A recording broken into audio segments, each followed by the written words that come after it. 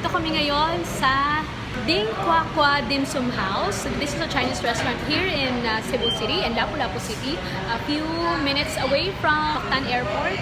And they offer lunch buffet for 300 pesos. So you've got Shanghai, Siomai, and Amami. Chinese dishes. So, famous Chinese dishes. Masarap lahat guys, sulit ang 300 pesos. So, kung gusto nyo mag-food trip right before your flight or after your flight, just like what we did, stop over muna kami dito at kumain dito. We've discovered this place in 2016 by accident. And hindi naman kami nagkamali, or I mean, hindi naman nasayang yung aksidente na yun dahil na-enjoy namin dahil masarap dito. Hi guys! Our next stop with South Bus Terminal. Bye!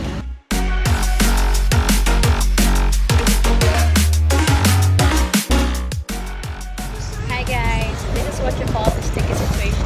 I'll show you around.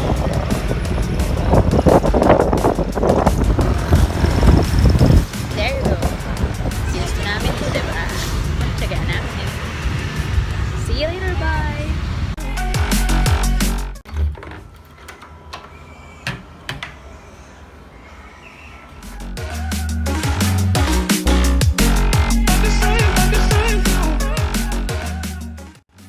Morning! Nandito tayo ngayon sa Casa Bonita. Casa Bonita din dito sa Oslob Cebu. So this is our day 1 here in Oslob Cebu.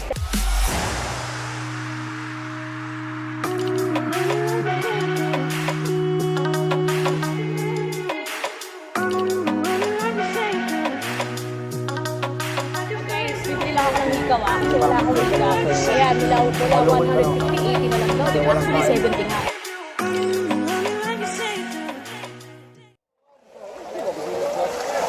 Guys, so this is our second day here in Oslob City, Cebu. Napakaraming accommodations, resorts, and mga souvenir shops, and food stalls, and karinderias.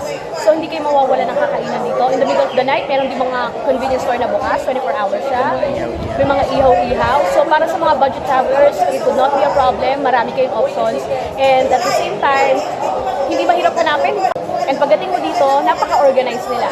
Ang ganda-ganda ng setup dito, na-amaze kami. Magandang ni-regulate nila.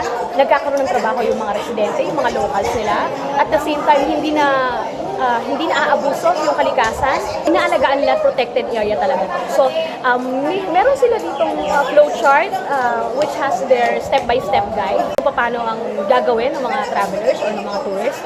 So, first step is registration with your name, of course, and then pay accordingly. So, para sa amin, locals 500 for snorkeling. And then, kung watching ka lang naman, 300 pesos. And if magda-dive ka, so 600 pesos without gears.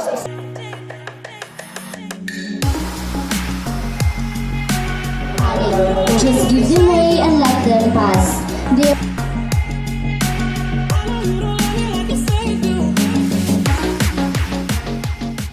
Hi guys! Welcome back! So, nandito na tayo ngayon sa final step, which is yung pasakay na tayo ngayon sa boat. So, it has 5 steps from registration, payment, and then briefing, and then waiting for your number to be called, and then this is the last step. Actually, hindi na nga siya last step kasi yun na yun. Pupunta ka na, bababa ka na doon sa boat, ayan, and then dadaling ka na sa gitna, sa saan, mag-swim ka together with the whale sharks.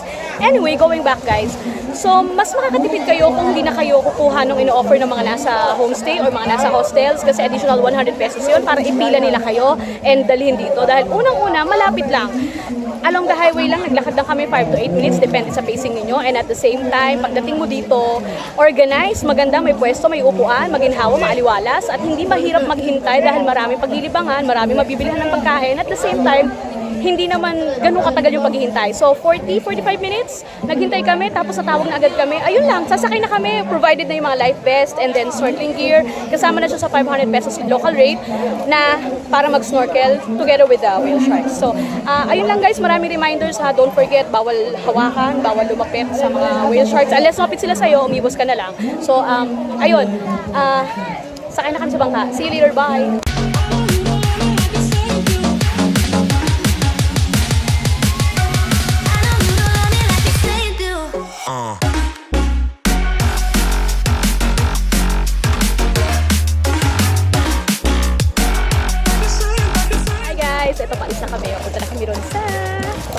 Papunta na kami sa gitna ng dagat kung saan gusto rin kami kasama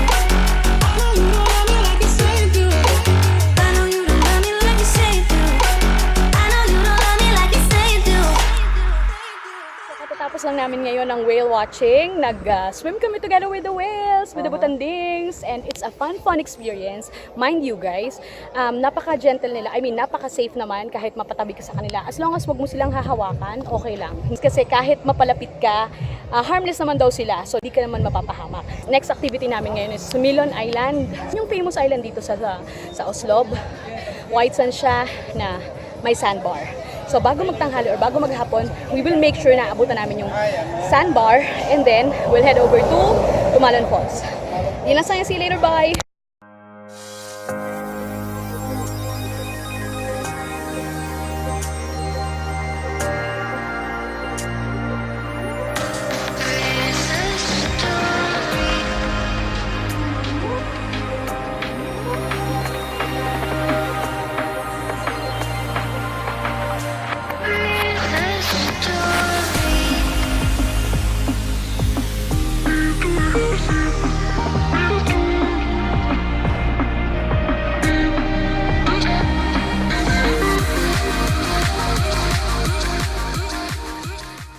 So, nandito na kami ngayon sa boat na magdadala sa amin sa Sumilon Island. So, 8 minutes away lang kami going to Sumilon Island and we will be having our lunch over there.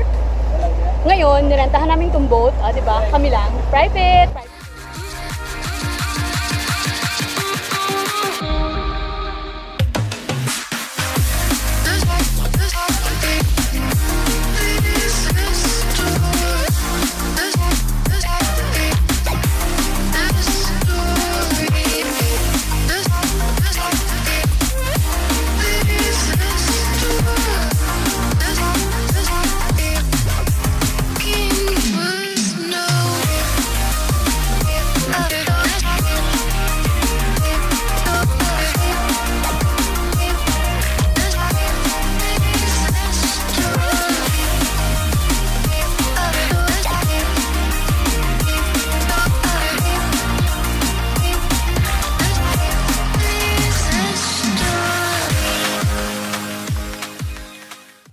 Nandito na kami ngayon sa Sumilon Island. Magla-lunch lang kami dun sa may taas. May mga cottages doon na libre naman.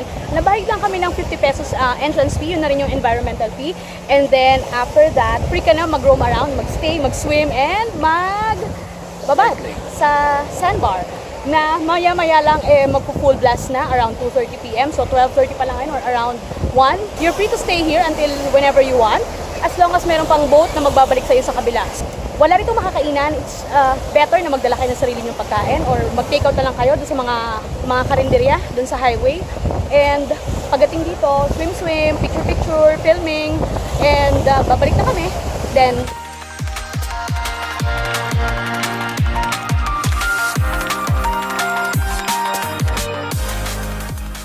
back. So we just had our lunch dito sa Sumilon Island, dun sa bandang taas. Nandito kami ngayon sa Yungib, sa kuweba.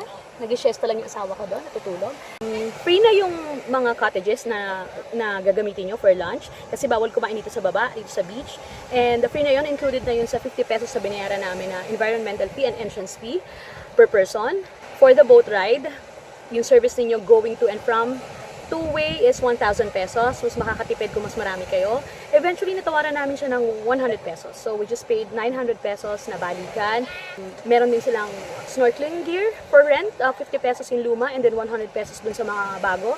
Meron din kasing sanctuary dito or marine life na pwede mong i-check out. So, pwede kayo mag-snorkel bukod sa swimming and picture taking and filming. From Butanding area, marami na mag-offer sa'yo ng mga boat ride or boat service going here sa Sumilon Island. So, yun lang sa ngayon. Bukas move over na kami or move on na kami sa next destination namin, which is Badian Cebu. See you later. Bye!